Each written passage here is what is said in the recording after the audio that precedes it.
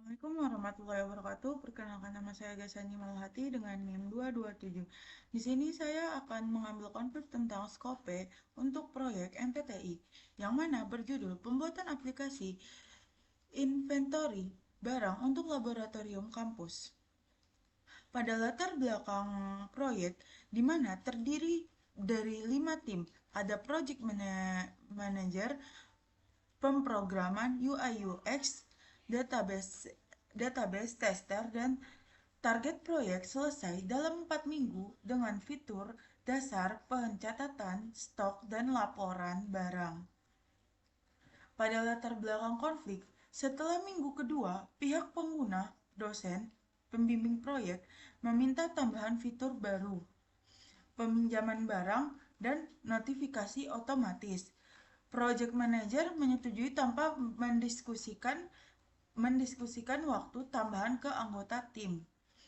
Pemrograman dan desain merasa keberatan karena tambahan fitur memperluas ruang lingkup proyek skope tanpa revisi timeline. Pada pihak yang terlibat, satu, ada pihak internal, itu ada project manager bertanggung jawab untuk keputusan, pemrograman dan UI UX pelaksana untuk teknis. Pihak eksternal ada dosen pembimbing sebagai klien pengguna sistem. Yang ketiga, ada dampak awal. Dampak awal itu menurunnya semangat kerja dan munculnya saling menyalahkan sesama anggota. Pada identifikasi akar masalah, jenis konflik itu skope, peluasan ruang lingkup proyek tanpa komunikasi dan merencanakan matang. Akar masalah utama, tidak ada prosedur formal untuk menyetujui perubahan skope. Kurangnya komunikasi terbuka antara project manajemen dan tim. Anggota tim tidak dilibatkan dalam pengambilan keputusan penting. Analisis jenis gangguan. Gangguan psikologis. Itu ada anggota tim merasa tidak dihargai, lelah, dan kehilangan motivasi. Gangguan pada saluran komunikasi hanya lewat chat tanpa rapat resmi menyebabkan miskomunikasi. Pada bagian gangguan simatik, istilah fitur tambahan kecil dianggap berbeda makna bagi dosen kecil, bagi tim besar. Dampak dari konflik ini, penurunan produktif tim sebesar 40%. Deadline mundur 1 minggu. Terjadi blimmy game antara anggota pemrograman menyalahkan project manager dan sebaliknya. Kualitas prototipe awal menurun. Strategi solusi kita memiliki dua. Yang pertama, teknik KYC.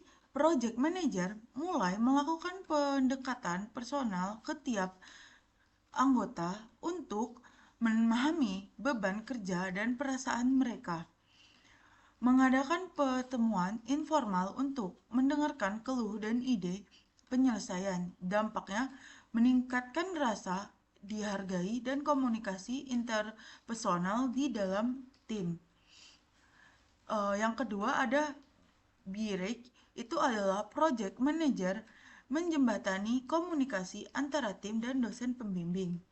Disepakati bahwa fitur tambahan tetap dikerjakan, namun dengan tambahan waktu 1 minggu dan prioritas fitur disusul ulang. Semua pihak sepakat secara tulis melalui scope agreement dokumen.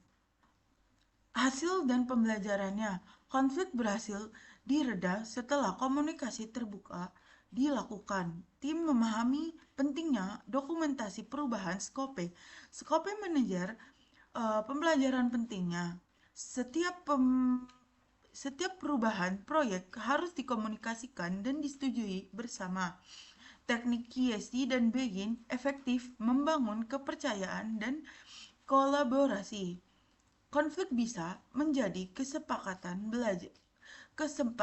belajar tim menjadi lebih solid. Kesimpulannya, Konflik skope terjadi karena perluasan ruang lingkup tanpa komunikasi yang jelas. Pendekatan Kiesi dan Beric terbukti efektif untuk menyelesaikan masalah. Ke depan, tim harus memiliki prosedur charger request yang formal agar konflik tidak terulang lagi. Sekian presentasi dari saya akhiri. Assalamualaikum warahmatullahi wabarakatuh.